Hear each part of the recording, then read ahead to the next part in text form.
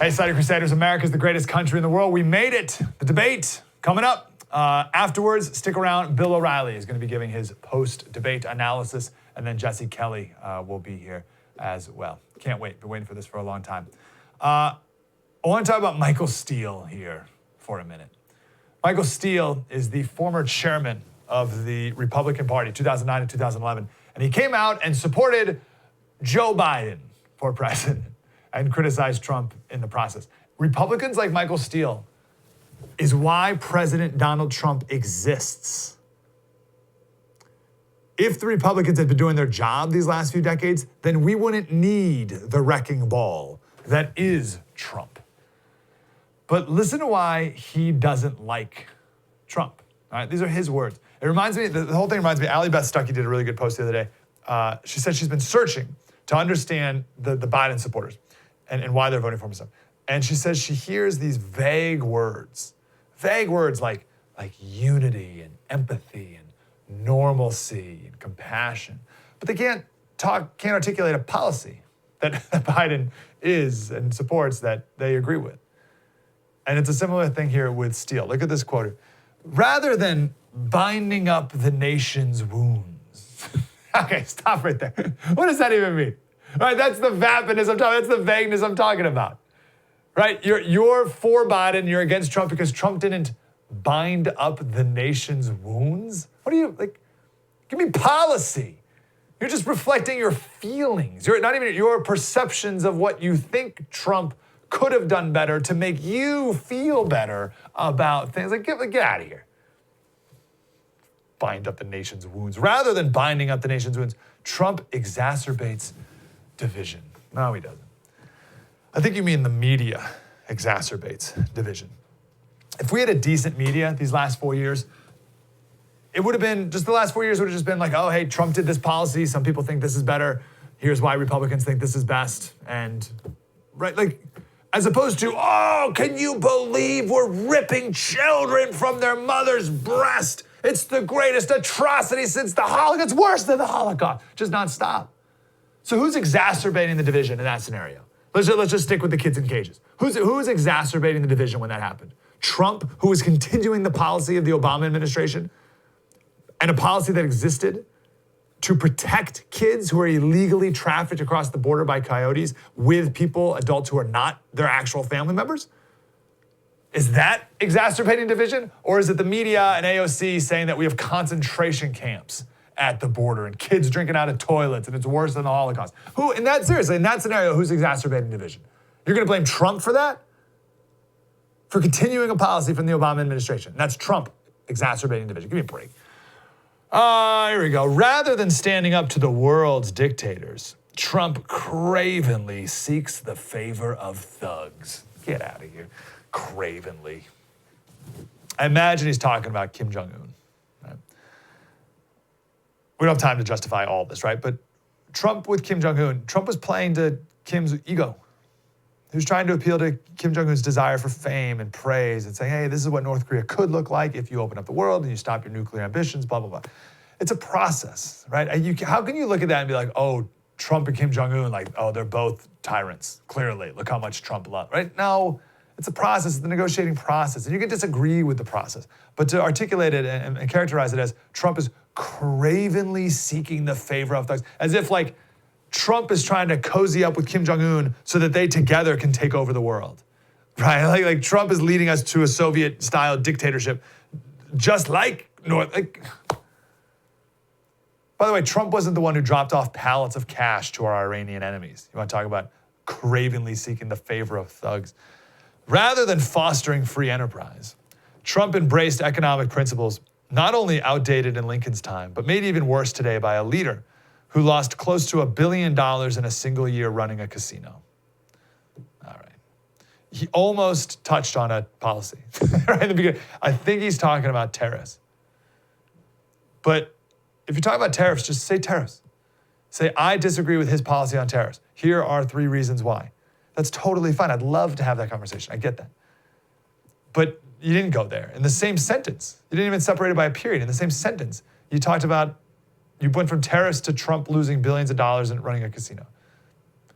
They have nothing to do with each other. That is a character assassination for no reason whatsoever. You're a hack. Next one. I, of course, disagree with Biden on many issues and policies, sometimes vigorously. And it's my fervent hope that he will pursue policies that will help our country heal. Again, with the healing, the binding of wounds. What does that mean, heal? Help our nation heal. What's going to help our nation heal? Joe Biden at the town hall the other day talking about transgender 8-year-olds. That going to help our nation heal? His abortion policies are going to help our nation heal? What does it even mean, help our nation heal? Healing to these people is the media's happy. That's it. That's a healed nation. If the media's happy. Oh, this was, this morning I saw this. Ooh, can I pull it up quickly? It was, they asked him about, oh, here it is. This is Washington Post. Front page Washington Post. Diner in chief, how the Bidens might eat and entertain in and out of the White House. There's nothing else to talk about regarding Joe Biden right now. We're talking about what he would eat. And we played the clip the other day of Mr. Vice President, urgent. I was like, wow, a question's coming. This is Mr. Vice President, what flavor did you get? As he was leaving the ice cream parlor. What flavor did you get? Okay, so that is a healed nation, according to people like Michael Steele. Where all we do is we talk about what flavor ice cream the president got and what type of food he's gonna eat in and out of the White House while he's whining and dining. Ukrainian oil oligarchs. Right, that's a healed nation. And I'm not I'm not falling for that. The media tortures this country for 4 years and then says, vote for Biden so we can finally heal. No. Nice try, guys. All right, I got one more here. But this election is not about those issues or policies. Rather, it's about the course of a nation and the character of her people reflected in the leaders they choose. Oh, you're so important. I refute the entire premise of that. I don't think necessarily the character of a, I'll just state more emphatically. The character of a person is not reflected in who they choose to be president of the United States. And the character of the American people is not reflected in who they collectively choose to be the president of the United States. In a perfect world, yeah, that'd be great. It's not an option right now. And the election is about policy. The election is about policy, period. Again, Trump's not voting for him to be an elder of my church or my kid's babysitter or even my friend. I want him to enact policy. And here's Michael Steele saying, this election's not about policy. Huh? Of course it is. I'm gonna do a little ad absurdum argument here to make this clear. Let's take the worst dictator you can imagine. Right? The worst dictator ever. But he is a super nice guy. Oh, he's so funny. He's great. He's a great dad, wonderful husband, great entertainer. Oh my, he is an amazing cook. He tells stories, cooks great food, and then fun stories around the fire afterwards. He's a great guy. Tons of fun to be around. Loves dogs. Oh, he loves dogs, and he's a great artist as well. Hitler was. Okay, so he's a great dude. But his policy, imagine this person's policy is pure evil. Trump is, let's take these guys' word for it, the opposite of that. Trump is a very bad guy. But his policy is spot on. According to Michael Steele's argument, he would rather go with the good guy, evil policy. Right? He would rather go with the good guy because this person we're electing is a reflection of the American people. So we want to elect a good guy. No, I don't. I'd rather have the policy of the country reflect the American people. That's an amazing thing to say from the former chairman of the Republican Party, that it's not about policy. I would argue it's entirely about policy. I've said before my top 6 reasons for supporting Trump judges: pro-life policies, lower taxes, adversarial view to China, Middle East peace plan, and no new wars. That's it. Those are the 6. Judges, more to come. Pro-life, lower taxes, adversarial view to China, Middle East peace plan, and it's more than a Middle East peace plan. Middle East peace, there's peace agreements, and then no new wars on top of that. Remember we were told that Trump couldn't be trusted with the nuclear codes? That was one of Hillary's big things, that Trump is too unhinged and dangerous and unstable. We can't trust him with the nuclear codes. And 4 years later, we have no new wars for the first time in decades, let alone no nuclear annihilation. Soldiers home and struck up these Middle East peace deals that no one thought was possible. What in the world? That's amazing. But we need to heal the nation. Trump needs to be specific coming up. He needs to be specific. He needs to be concise, confident, aspirational. Specific, concise, confident, aspirational. Here's where we were with our economy before this plague from China, and we're gonna go back, right? Here's where we were, we're coming back. Talk about the media dividing us, and let Biden hang himself with his own rope.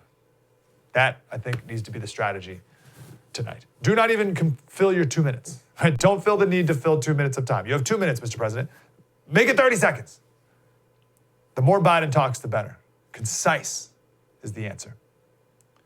We'll see. It's coming up. Bill O'Reilly again with our post-debate analysis. So yesterday I bought some 100-ounce silver bars and 1-ounce gold bars. And I will have them in a few days. I'll show them to you. It's amazing that you can do this. It seems like I'm not allowed to own gold.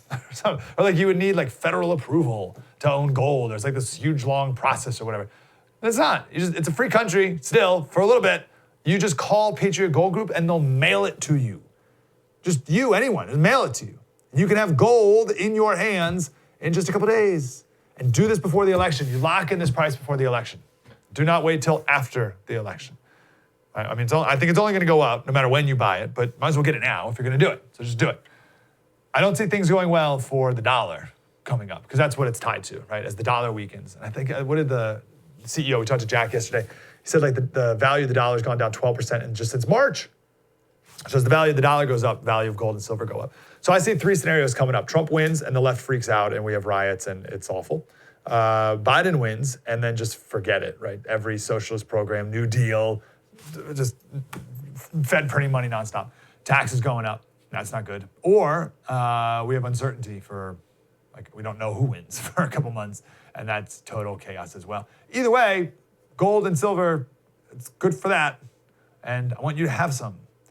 And then even when things settle down, we're gonna have trillions and trillions of dollars of stimulus bills and 8 million Americans fallen into poverty and what that means, it's not good. And you can hedge, to say the least, and buy some gold and silver. I just did, I bought more yesterday. From America's highest rated precious investment firm by Consumer Affairs, which is pretty amazing. Patriot Gold Group, 1-800-798-4260. 1-800-798-4260. And personally, when I make any investment or make any decision, I like to have an out, right? I don't like to be locked into things. I just get uncomfortable with that. So you buy the gold, you get it, and if you want to sell it, you just call them up and then you mail it to them, boom, that's it. There's no fees for that. It's just sell it back and you're out and you just cash it. 1-800-798-4260, patriotgoldgroup.com.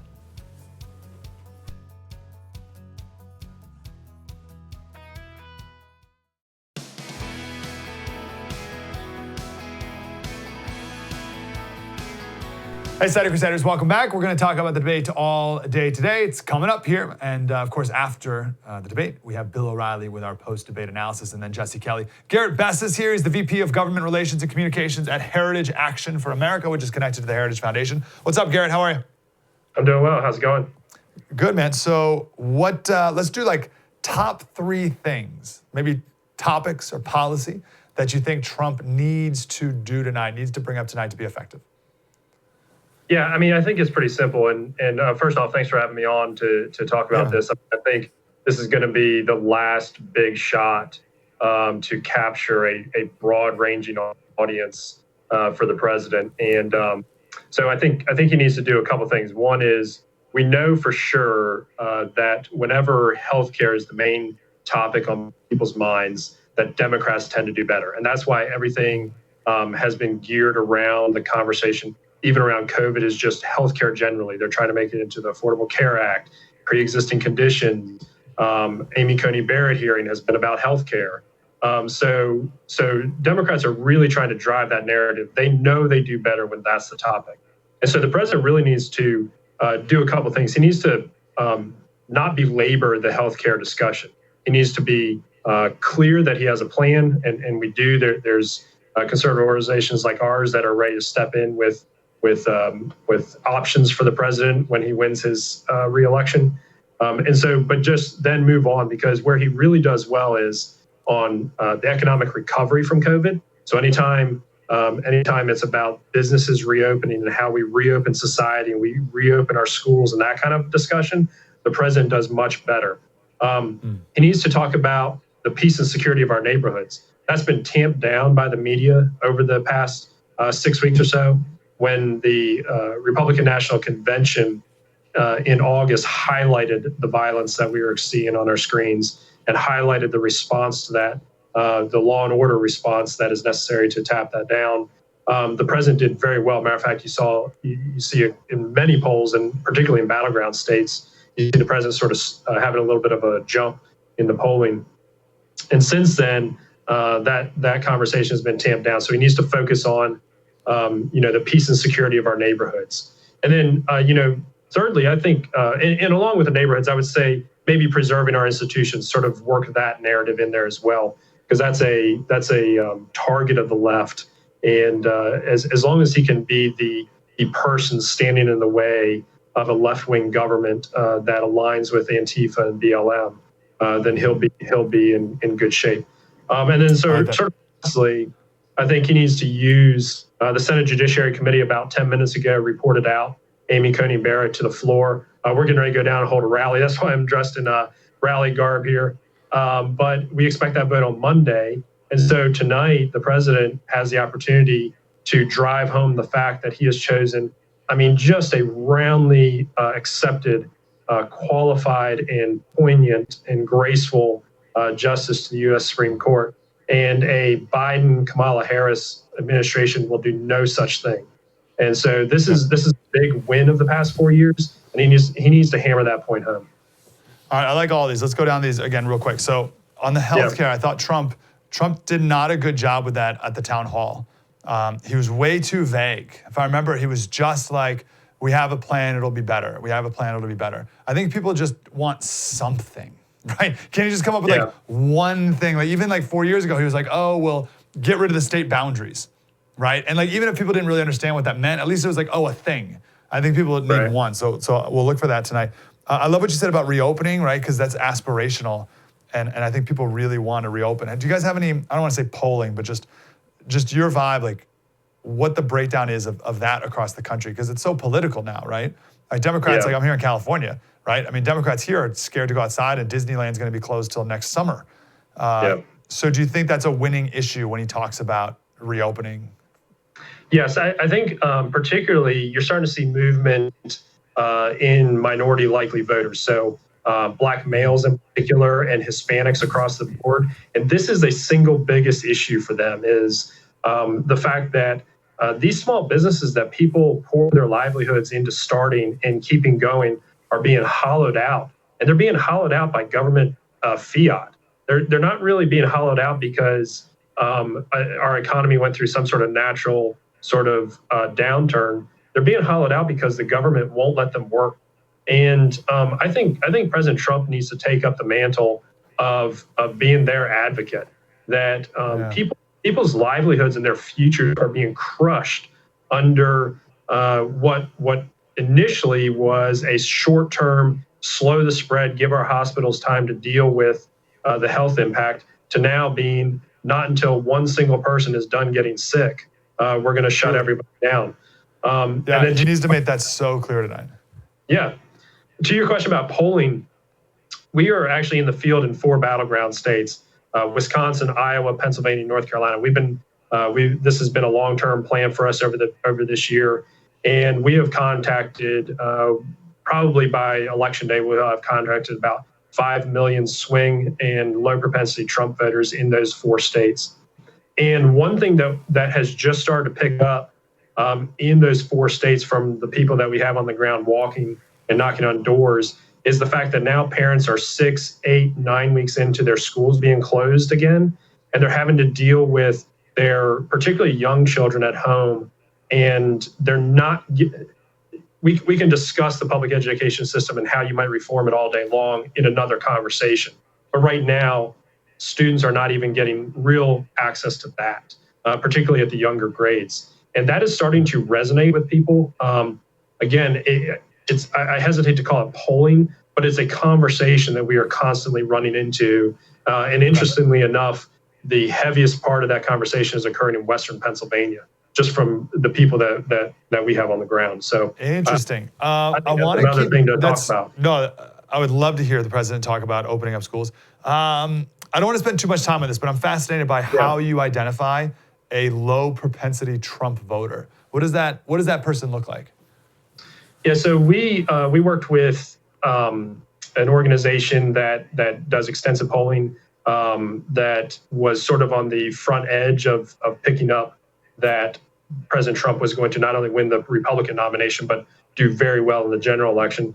So about 2 years ago, we started working with this organization to, first off, the first sort of round was to identify a common set of policy objectives that both sort of the traditional 3 legs of the stool Republican base so reforming our secondary education system, taking on China, reinvigorating the American economy through on-the-job training and trades programs and those kinds of things, and a couple other items such as stemming the flow of illegal immigration, that kind of thing. So we asked a huge set of people in the Republican base what their policy goals were.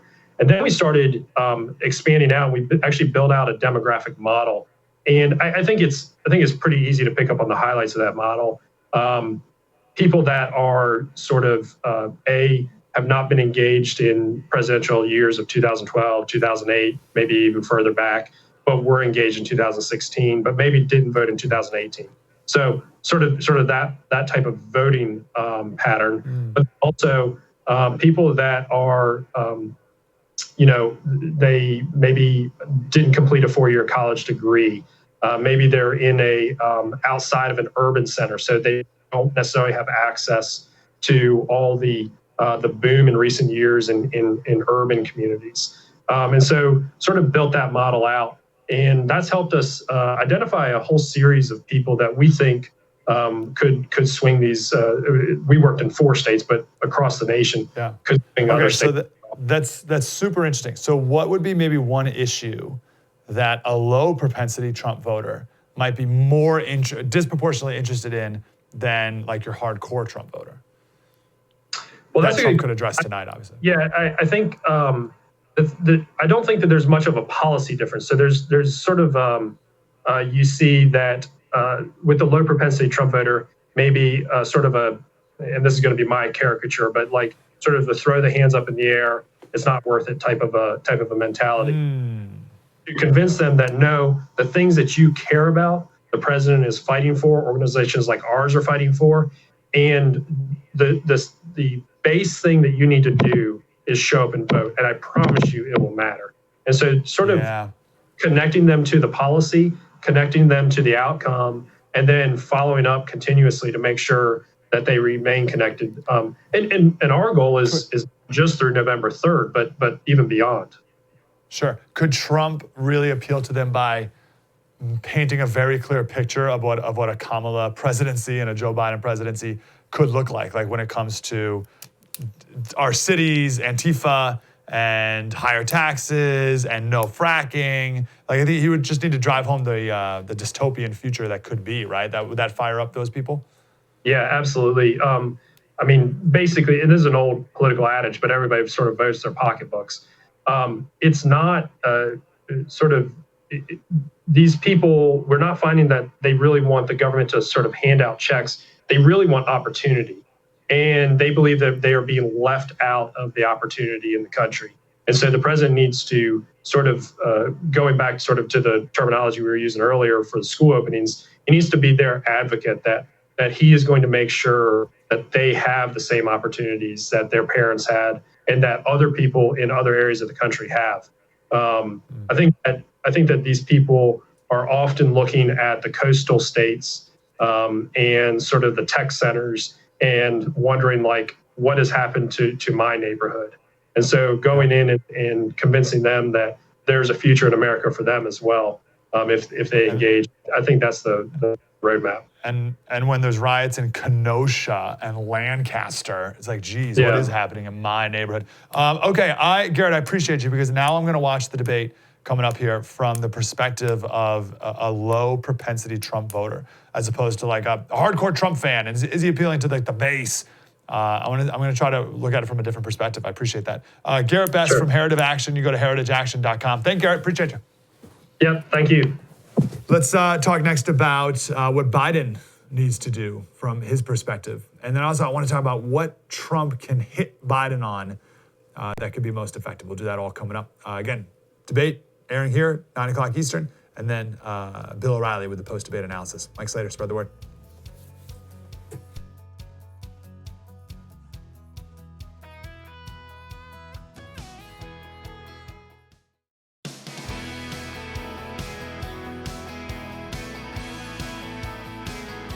We got the debate coming up in just a little bit. Can't wait. I want to take it from a little different perspective than our last guest. And we're going to do that with former Congressman Nan Hayworth and Dr. Nan Hayworth. She was the first female doctor to serve a full term in Congress, which is an awesome little trivia question. Dr. Hayworth, how are you today?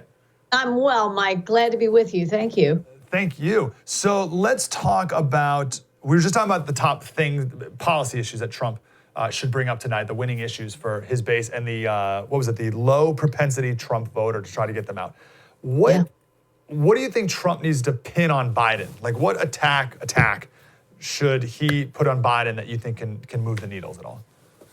Well, look, I think the president has so many strong arguments. If you look at just the economic argument alone, there was a New York Democrat, Dov Hikind, who just published within the past day or so a ringing endorsement of President Trump. And the first thing he talks about is the fact that we have had incredible economic growth, job growth in every community, every demographic under President Trump. Whereas under Obama, Biden, we had the slowest so-called recovery in history.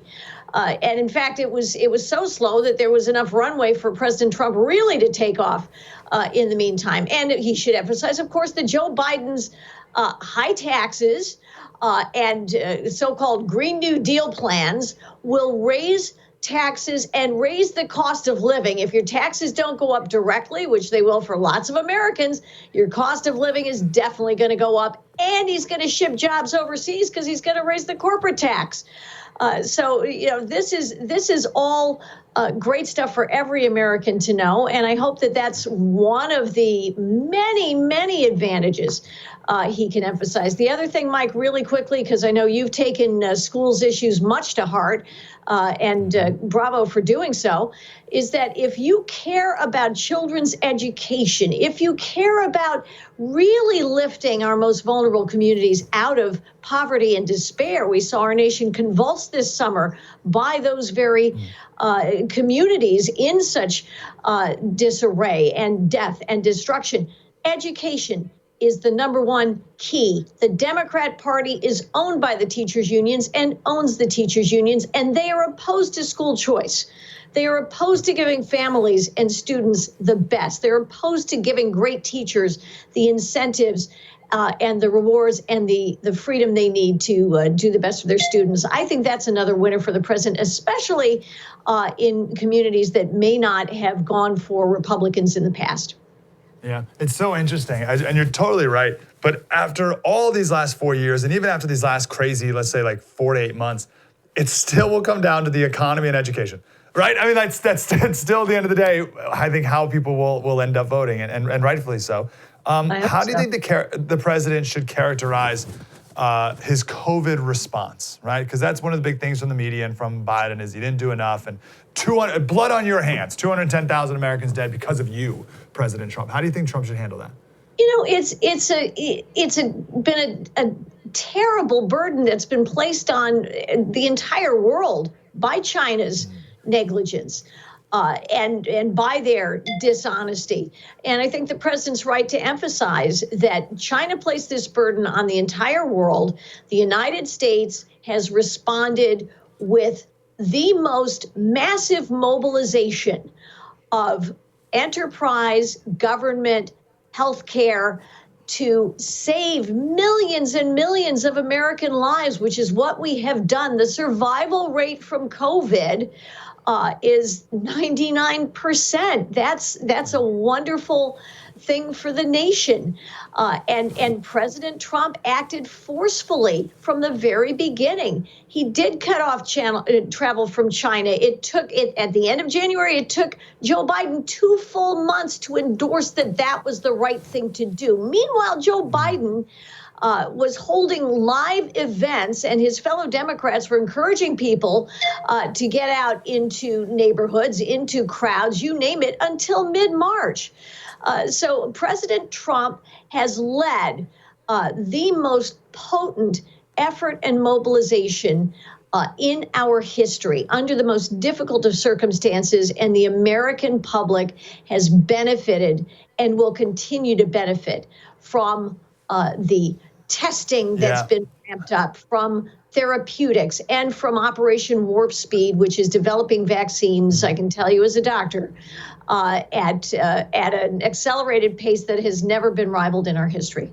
Yeah, he needs to hit on all that. So what I hear from that is perspective, right? So the Democrats want to lay all deaths on Trump's shoulders. But I love what you said, world. I think people need to be reminded that this is a world thing. Like, America's not uniquely ruined by this. The mobilization you mentioned, like, that's an incredible perspective, like things that have never been done before to mobilize and help. And then the vaccine, that's, again, never that fast ever in the history of man. I think that perspective is really, really good for the president. Okay, I'm going to be looking for that. Wallace, in the first debate, and we haven't talked about the moderator yet, maybe we can get to that too, but there were 2 times in particular when Chris Wallace bailed Biden out, and Biden was on the ropes, and he came in and said, oh, well, we got to move on to the next topic. And it was the fact that Biden doesn't have any endorsements from law enforcement and on court packing. Yeah. Do you think those are those winning things? Should Trump bring those up again?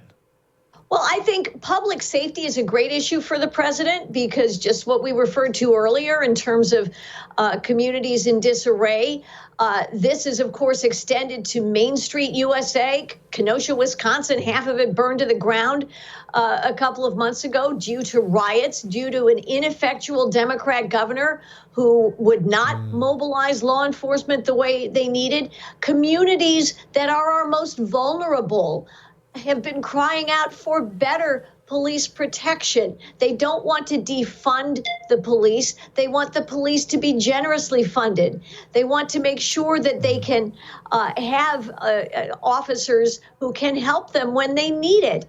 President Trump has the overwhelming support of law enforcement, including among law enforcement groups that in previous years and elections have endorsed Democrats, and that's a very powerful statement for the president. He wants every community to prosper. He wants everyone to be safe. He wants police to be able to do the right thing by everybody whom they serve. And, he is really very, from the grassroots, he's gotten that support. Joe Biden does not have that support because he is against public safety. Yeah, so to get that low propensity voter out, you have to make the difference so clear between the two parties. And there may be nothing more clear and obvious, because a lot of people will throw their hands up and be like, oh, they're all the same anyway. No, like there may be nothing more clear. Maybe abortion and law enforcement. I mean, you literally have an entire party of the United States saying we want to defund the police. Like, what in the world? So, yeah, Trump needs to drive that home. Okay, let's put our Democrat hats on here for a few minutes, Nan. If you were a Biden advisor, what does Joe Biden need to do in order to come out with a win? Oh, well, he needs to look. Joe Biden's stock in trade in this election has been that he sounds like the calmer, more rational, decent, nice guy. So I think he needs to, from his perspective, he would need to project that image as much as he can in the face of an extremely aggressive and blunt counterpart in these debates. Yeah, you're right. The nice guy image. But Trump can. I don't consider Joe Biden to be a nice guy. You know what? No nice guy deliberately ruins the life of a man who was not a drunk driver when he was in a collision with, then Senator Biden's Senator-elect Biden's first wife, who very sadly died, and as did their daughter. In an automobile accident. But the man who was involved with her in the accident was not a drunk driver and was exonerated, I believe, of any responsibility for the accident. And Joe Biden has ruined that, and that man has subsequently died. His daughters have begged the Bidens to clear their father's memory because Joe Biden said, yes, unfortunately she had an encounter with a drunk driver. The man was not a drunk driver. No nice person does that. No nice person does that. That's not a decent person. That's someone who's gotten away with character assassination and much, much more. And of course, we haven't even brought up, but I imagine the president will, Mike. I imagine he'll bring up the emails that the authenticity of which the Biden campaign has not disputed, that show that Joe Biden is the big guy. Let me jump in because we got 1 minute and I want to ask a specific question about that because I think it will come up. How does Trump bring that up without making Joe Biden seem like a sympathetic father to a addicted son? Right. Biden's going to spin it that way. Yeah. You know what? We should have nothing but compassion for people with mental illness. Addiction is a mental illness. They deserve compassion and therapy.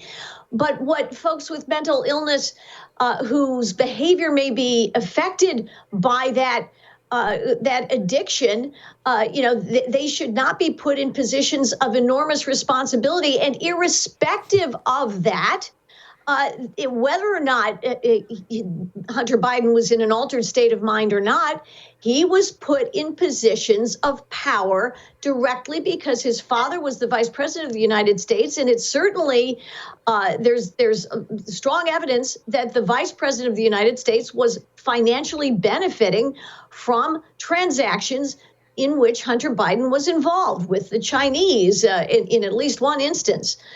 So this is a very serious. We'll see if Trump can make that clear because most people, not like you and me, like we're in the bubble, like we get the story. Right. Most people don't. So I wonder if the president can articulate that well. I hope so. Nan Hayworth, Dr. Nan Hayworth. Appreciate your time, Nan. Thank you so much for your insight. Mike, always my privilege. Thank you. Have a wonderful day. We'll do it again. Again, coming up, debate. 9 o'clock Eastern, Bill O'Reilly's got post-debate coverage, then Jesse Kelly. And coming up next, we're going to talk to a store owner who has been the victim of this lawlessness. We'll find out what he wants to hear tonight at the debate. Next, Mike Slater, spread the word.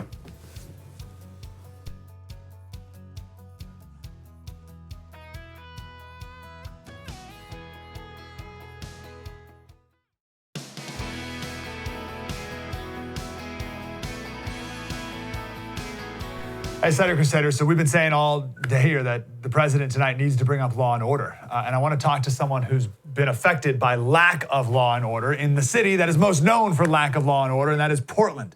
John Jackson is a former Marine and soldier. He's the owner of the Heroes American Cafe. And the background of the story that I understand is that ANTFA and these groups targeted his business and others that are pro law enforcement. It's called Heroes Cafe. And in a day of rage, attacked his restaurant with baseball bat and even there's bullet holes. John Jackson is here. John, how are you, brother? Hey, I'm doing really well. Thanks for having me on, Mike. I really appreciate it. Thank you. Is that true? There's bullet holes. Absolutely true. As unbelievable as it is, not only, there's 2 bullet holes. They shot through 2 window panes. The police believe it was a 9mm. ATF actually gave me a visit. They agreed they're bullet holes, so that's 100% confirmed. And also a baseball bat on another window. Man, what's it been like being in Portland with all this chaos for the last few months?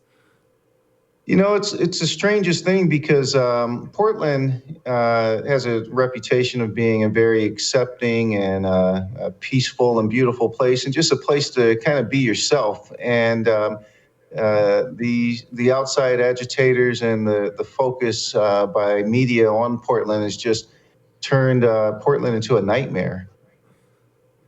Does any part of you want to go outside your business and say, I'm a black business owner? What are you doing? Do they not care? Yeah, no, it screams to that. And that's part of the reason why every interview I've done, I wanted to do it in person or send pictures, because it just shows how these organizations are just totally, their intel and their tactics are totally just haphazard. What are the short and long-term implications for you personally and for Portland you see because of what's been going on with the violence there lately? I think for me personally, it just builds my resolve, and it got me to dig into wanting to help the community even more. In a strange way, it kind of turned me into a community activist, where I really just kind of wanted to run my own business, do my own thing. But it brought this latent sense of, I need to help out. I need to not just quietly vote and quietly be this person and try to build me a kingdom. Now it's more like, how do I make things better? Love that. It's going to backfire on them. They didn't know whose window they busted down. Yeah, it's backfired. It's really backfired. We've been talking a lot lately about this idea of the silent majority and how enough of that. We need to be the vocal majority from now on, and you're a perfect example of that. Are you a Trump supporter, or where do you lay on that? Yeah, I am a Trump supporter, and I was really leaning that way this election. Also, I'm a guy that's really. I guess I'm a swing vote guy. This would be my 10th presidential election, and I'm I will be right down the middle. I vote based on my heart, based on what I'm looking for economically, based on my community. And the first go around, I did vote for Trump. However, it was more I was voting against Hillary. This time around, it's really a vote for Trump. He's the guy we need in leadership to really get us through this. He's not perfect. I think his second time around, he's a very smart guy. You don't get to become a billionaire not being smart. And I think this time, he's going to change his tactics a little bit to let's bring people together a little bit more. Let me ask you, are you a little hesitant to say that? I know you're in a hotel lobby right now, and there may be people listening, John, and there may be people nearby. And are you hesitant to say at all that you're a Trump supporter? I was 10 days ago. Why not more? You should be more so now, right? Because now you know what happens when you do. Yeah. Well, here's the thing. It's so funny. Now that I'm saying it, all these people around Portland are coming up to me whispering, I'm voting for Trump too. Amazing. That shy Trump voter. Wow. Yeah, what do I you call want? them the closet Trumps. They're in the closet. Yeah. In Portland, that's a big thing. Well, actually, everybody's coming out the closet, so maybe they'll come out too. What do you want to see Trump do in a couple hours here regarding law and order? What do you want him to say? I think he's been doing that. I think Trump needs to be enabled. President Trump needs needs the leaders around the country to kind of line up behind him and say, enough's enough. You know, as a country, we need to stick together. Here's the thing that I hope doesn't happen after this election, or I hope this is what I hope does happen. We get in there, we vote, our leader is picked, and then we don't have to agree with everything about that leader, whoever it is, Joe Biden, President Trump, whoever wins the country, we need to get behind them and get the business of the country done and the business of the people, not this divisive nature. I mean, talking about kicking a president out before he even takes office. They did it with both presidents. You know, Obama got the same treatment from the other side. You know, we really need, as a people, let's get some work done. Yeah. How's your business been regarding COVID? Right, talk about the double whammy you got hit with, right? But yeah. What's going on with COVID and you? COVID is really bad for any service type industry, and restaurants have been hit especially hard. So our strategy is to survive it, because on the other side of that, we believe large opportunities going to exist. But it's really bad. I mean, for restaurants, it's terrible with COVID. So do you want the president to talk about opening up? Would that be helpful to you think? We need to open up, but we need to open up in a way that's not going to shut us down again. So, you know, I'm trusting the leaders and the science to really figure it out. I think that a lot of times we don't have enough information, and then by the time everything's spun, we don't really know what's going on. It seems like there's some areas where we could be a lot more open, and other areas where maybe there's more restrictions required based on the amount of virus around. Yeah, I'm good with that nuance, and I think the president can speak to that tonight. The last question for you, John. Are you scared to go back to your store, knowing that gunshots and bullets through your window? I wouldn't say scared. I would say prepared to go back for whatever it takes. We've had a lot of support, and believe it or not, there's always two sides to the coin, and we have plenty of Americans that have reached out to me and said, hey, if you need me in front of your store with an AK or whatever, I'll be out there. I'll stand by your side. But I don't think it's going to come down to that, because cowards usually do cowardly things in dark shadows. I don't think there's going to be much confrontation directly. I don't think they want that. I think that's right. I'm banking on that at least. John Jackson, what is a GoFundMe that there's out there for you? How can people help out Heroes Cafe?